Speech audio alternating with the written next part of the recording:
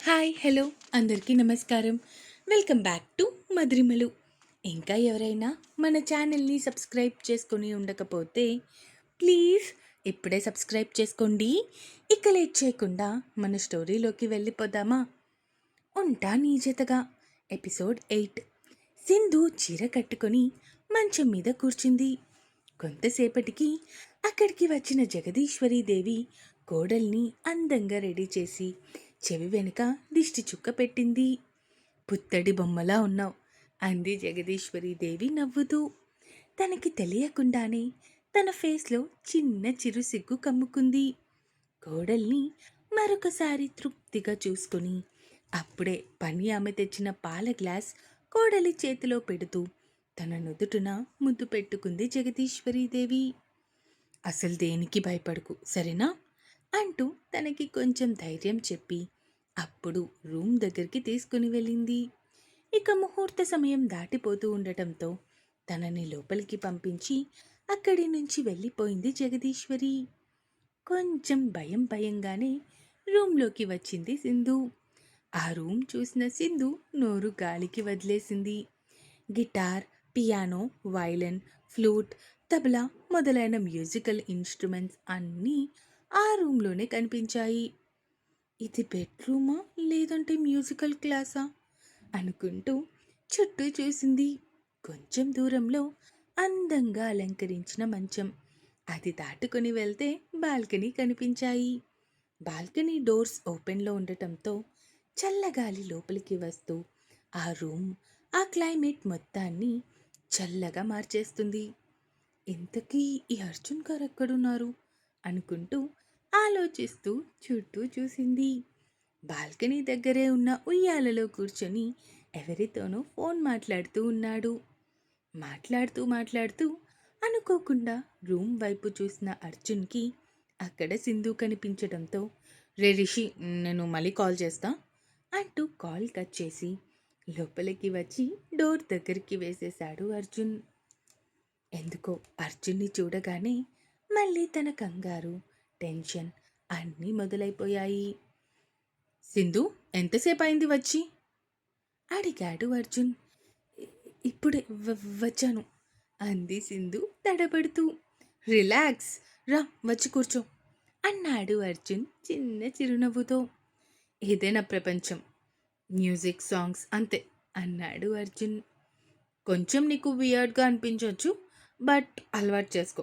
నా రూమ్ ఇలా ఉంటేనే నాకు ప్రశాంతంగా ఉంటుంది. ఇందులో నుంచి ఒక్క ఐటెం మిస్ అయినా కూడా నాకు నిద్ర పట్టదు అన్నాడు అర్జున్. చాలా బాగుంది మీరు అంది సింధు. ఆ మాటకి చిన్న నవ్వు నవ్వుకొని, థ్యాంక్ యూ, బట్ ఒక చిన్న కరెక్షన్. ఇక నుంచి నా ఒక్కడి రూమ్ మాత్రమే కాదు, నీ రూమ్ కూడా, అర్థమైందా? అయినా కాలు నొప్పి పెట్టడం లేదా, వచ్చి కూర్చో అంటూ మళ్ళీ చెప్పడంతో వచ్చి పాల గ్లాస్ అర్జున్ చేతికి ఇచ్చి తన పక్కన కూర్చుంది. ఇప్పటి వరకు రిషితోనే మాట్లాడుతున్నాను. ముందుగా మీరా చెప్పినట్టే మీ అమ్మగారు వాళ్ళకి ఒక డబుల్ బెడ్రూమ్ అపార్ట్మెంట్ ఇచ్చారు. అండ్ మీ నాన్నగారి కోసం ఒక కారు కూడా తీసుకున్నారు.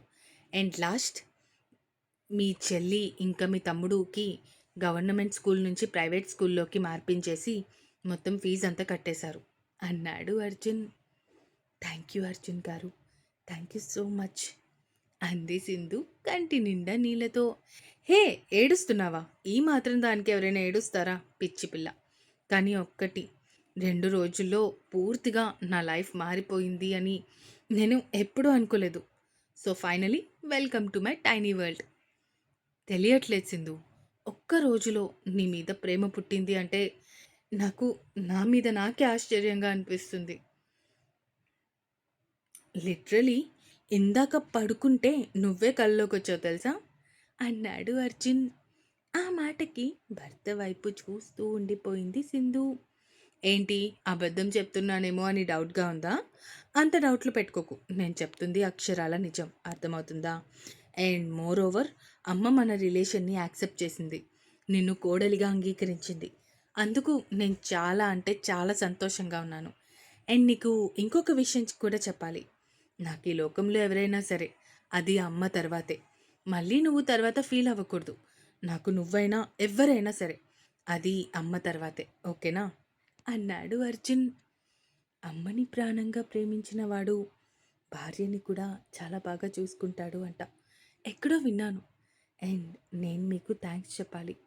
నాకు ఇంత మంచి లైఫ్ ఇచ్చినందుకు. నాకే కాకుండా నా ఫ్యామిలీకి కూడా మీరు చాలా మంచి లైఫ్ ఇచ్చారు. నా తమ్ముడిని, నా చెల్లిని చదివిస్తున్నారు. లైఫ్ లాంగ్ మీకు రుణపడిపోతానేమో అనిపిస్తుంది. మన మధ్య రుణాలకి అస్సలు తావులేదు. అండ్ నాకు కూడా మీ ఇంటి మీద కొంచెం బాధ్యత ఉంటుంది కదా! సో, నేను నా రెస్పాన్సిబిలిటీస్ తీర్చాను అంతే. And coming to the main point, మనం అప్పుడే మన లైఫ్ స్టార్ట్ చేయొద్దు అనుకుంటున్నాను. బికాజ్ నా గురించి నీకేం తెలుసో నాకు తెలీదు. బట్ నీ గురించి నాకు 5% కూడా తెలీదు. సో, మనం పూర్తిగా ఒకరి గురించి ఒకరు తెలుసుకున్నాక, మన లవ్ లైఫ్ ఇంకా ముందుకి వెళ్ళాక, అప్పుడు మనం ముందుకి స్టెప్ వేద్దాం. అలా నీకు ఓకే కదా? అడిగాడు అర్జున్ భార్య వైపు చూస్తూ. నాకు అలా ఓకే అర్జున్ గారు. ఇంకా నేనే మీతో ఆ విషయం చెప్పాలి అనుకుంటున్నాను అంది సింధు. ఓకే డన్ అంటూ భార్య వైపు చూడకుండానే సరే ఇంకా పడుకో, రేపు మార్నింగ్ నాకు పనుంది. సో నేను ముంబై వెళ్తున్నాను, వచ్చేసరికి నైట్ అవుతుంది అన్నాడు అర్జున్. అర్జున్ మాటలకి అలా ఉండిపోయింది సింధు. అంటే మీరు రేపు ముంబై వెళ్ళాలా అడిగింది సింధు భర్త వైపు చూస్తూ. అదే కదా చెప్పాను, నైట్కి వచ్చేస్తారు కదా. హా, అంటే ఈవినింగ్ అక్కడ ఫ్లైట్ ఎక్కితే నైట్ కల్లా ఇక్కడ ఉంటాను కదా అన్నాడు అర్జున్ క్యాజువల్గా. Okay, happy journey. నాకు నిద్ర వస్తుంది, నేను పడుకుంటాను అంటూ మరో మాటకి ఆస్కారం లేకుండా మంచం మీదే ఒక సైడ్కి పడుకుండిపోయింది సింధు. భార్య ప్రవర్తనకి నవ్వుకొని లైట్ ఆఫ్ చేసి బెడ్ లైట్ ఆన్ చేసి భార్య పక్కనే పడుకున్నాడు. సింధు అవతల వైపుకి తిరిగి పడుకోవటంతో వెనక నుంచి ఆమె నడుము వంపులు కనిపిస్తుంటే కష్టంగా వాటి నుంచి చూపు తిప్పుకొని, వామ్మో అర్జున్, నువ్వు గుడ్ బాయ్ రా, చాలా గుడ్ బాయ్. సో ఇటువైపు తిరిగి పడుకుంటే నీకు నీ క్యారెక్టర్కి చాలా సేఫ్, లేదంటే నీ పెళ్ళాం నిన్ను బ్యాడ్ బాయ్గా మార్చేస్తుంది అనుకుంటూ ఇంకొక వైపుకి తిరిగి పడుకునే ప్రయత్నం చేశాడు. కానీ ఎంతసేపటికి నిద్ర పట్టకపోవటంతో మళ్ళీ భార్య వైపుకి తిరిగాడు. ఈసారి సింధు కూడా నిద్రలో అటు నుంచి ఇటు తిరగడంతో తన ఫేస్ చూస్తూ ఉండిపోయాడు అర్జున్. అందమైన ముఖారవిందం, కలువ రేకుల్లాంటి కళ్ళు, ఆ కళ్ళ కింద చక్కగా చెక్కిన ముక్కు, ఆ ముక్కుకి మరింత అందాన్ని తెచ్చిపెట్టే ముక్కెర, అటు నుంచి పక్కకి వస్తే పాలుగారే చెక్కిళ్ళు, అందంగా ఉరించే పెదవులు. ఆ పెదాలని చూస్తూ జీవితాంతం గడిపేయొచ్చు అనిపించింది అర్జున్కి ఆ క్షణంలో. దానికి మరింత అందాన్ని తెచ్చిపెడుతూ లైట్గా లిప్స్టిక్ రాయడం వల్ల అందం డబుల్ అయిపోయింది. నిద్రలో అటూ ఇటూ కదులుతున్నప్పుడు తన మువ్వలు చేస్తున్న సవ్వడి చాలా అందంగా వినిపిస్తూ ఉంటే నవ్వుకుంటూ తన భార్య వైపే ఒక అద్భుతాన్ని చూసినట్టు చూస్తూ ఉన్నాడు అర్జున్. ఇప్పటి వరకు కవిత్వం మీద పెద్దగా గ్రిప్ లేదు కానీ ఇప్పుడు కవిత్వం కూడా పొంగుకొస్తుంది ఈ అర్జున్ గారిలో. నవ్వుకుంటూ కొన్ని గంటల్లో నాలో ఎంత మార్పు తీసుకొచ్చావా సింధు, చాలా గ్రేట్ నువ్వు అసలు అనుకుంటూ. అయినా నేను ముంబై వెళ్తాను అంటే ఎందుకు డల్ అయిపోయావు? నీకు కూడా నా మీద ప్రేమ మొదలైంది కదా. చెప్పాను కదా మన ఇద్దరిని డెస్టినీ కలిపిన బంధమని. అది నిజమవుతుంది చూసావా. అమ్మా, నిన్ను చూస్తూ ఉంటే రాత్రి మొత్తం చూస్తూనే ఉండాలి అనిపిస్తుంది, తనివి తీరడం లేదు అనుకుంటూ తన భార్యనే చూస్తూ ఎప్పటికో నిద్రలోకి జారుకున్నాడు అర్జున్. నెక్స్ట్ డే మార్నింగ్ ఉదయాన్నే పిచ్చుకల అరుపులతో బద్ధకంగా నిద్రలేచింది సింధు. బాల్కనీలో చిన్న చిన్న పిచ్చుకలు 4-5 వచ్చి కీచ్ కీచ్ మనుకుంటూ అరుస్తూ ఉంటే నవ్వుతూ వాటి వైపు చూస్తూ లేచి వాటి దగ్గరికి వెళ్ళింది. అవి సింధుని చూసి భయపడి ఎగిరిపోకుండా అక్కడే చూస్తూ ఉన్నాయి.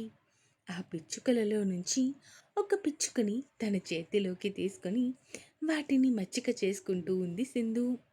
కొంతసేపటికి అవి అక్కడి నుంచి వెళ్ళిపోవటంతో తన చేతిలో ఉన్న పిచ్చుకకి కూడా స్వేచ్ఛనిస్తూ గాలిలోకి వదిలేసింది సింధు. తిరిగి లోపలికి వచ్చి మంచం వైపు చూసింది. హాయిగా గాఢ నిద్రలో ఉన్న అర్జున్ వైపు చూసి చిన్నగా నవ్వుకొని అర్జున్ దగ్గరికి వెళ్ళి నుదుటిన ముద్దు పెట్టుకొని గుడ్ మార్నింగ్ అర్జున్ గారు అని చిన్నగా చెప్పి అక్కడి నుంచి వాష్రూమ్లోకి వెళ్ళిపోయింది. కొంతసేపటికి నిద్ర లేచాడు అర్జున్. తన పక్కన చూసేసరికి సింధు లేకపోవటంతో చుట్టూ చూశాడు. కానీ తను ఎక్కడా లేకపోవటంతో బయటికి వచ్చి కిందకి చూశాడు. నాన్న, నువ్వింకా ఫ్రెష్ అవ్వలేదా? ఈ టైం వరకు నువ్వు ఇలా ఉండకూడదు, ముందు వెళ్ళి ఫ్రెష్ అవ్వు అంది జగదీశ్వరీదేవి కొడుకు వైపు చూస్తూ. అమ్మా, సింధు ఎక్కడా? రూమ్లో కనిపించట్లేదు. అదా, తన వస్తువులన్నీ నిన్న తను ఉన్న రూమ్లోనే ఉండిపోయాయి కదా నాన్న, అందుకే ఆ రూమ్లోనే ఫ్రెష్ అవుతాను అని చెప్పి అక్కడికి వెళ్ళిపోయింది. నువ్వు వెళ్ళి ఫ్రెష్ అవ్వు, ఈలోపు సింధు కూడా వచ్చేస్తుంది అంటూ కొడుకుని పంపించి అక్కడి నుంచి వెళ్ళిపోయింది జగదీశ్వరీదేవి. ఇక అర్జున్ ఫ్రెష్ అయ్యి రెడీ అయ్యాడు ముంబై వెళ్ళడం కోసం. సింధు రెడీ అయ్యి కిందకి వచ్చింది. తన చేత దేవుడి గదిలో దీపం పెట్టించి అప్పుడు కోడలి చేతికి కాఫీ ఇచ్చింది జగదీశ్వరీదేవి. రెడీ అయి వచ్చిన కొడుకుని చూస్తూ, నాన్న, నువ్వెక్కడికైనా బయటికి వెళ్తున్నావా అడిగింది డౌట్గా. హా అమ్మా, ఈరోజు ఒక ఆల్బమ్ కోసం మాట్లాడే పనుంది, అందుకనే ముంబై వెళ్తున్నాను. నాన్న, నీ ప్రోగ్రామ్స్ ఏమైనా ఉంటే ఒక 4 రోజులు పోస్ట్ పోన్ చేసుకో నాన్న. ఎందుకంటే ఈరోజు రేపు ఎల్లుండి ఒక 3-4 రోజుల వరకు నువ్వు బయటికి వెళ్ళకూడదు. అది మంచి పద్ధతి కాదు నాన్న అంది జగదీశ్వరీదేవి. హా, అలాగే మా, అయితే ఇప్పుడే నేను రావట్లేదు అని చెప్పేస్తాను అన్నాడు అర్జున్ క్షణం కూడా ఆలోచించకుండానే. నా కొడుకు బంగారం అంటూ కొడుకు తల నుదుటిన ముద్దు పెట్టుకొని పని ఆమె అప్పుడే కాఫీ తీసుకొని రావటంతో కొడుకు చేతికి కాఫీ ఇచ్చింది. కాఫీ తాగుతూ రిషికి ఫోన్ చేసి అవతల వాళ్ళకి చెప్పమని చెప్పాడు అర్జున్. ఇంకా ఉంది. ఈ ఎపిసోడ్ ఎలా అనిపించిందో కామెంట్స్ రూపంలో తెలియజేస్తారు అని కోరుకుంటున్నాను. అలాగే సబ్స్క్రైబ్ చేసుకోవడం మాత్రం మర్చిపోకండి. ఇక ఉంటాను. Bye bye.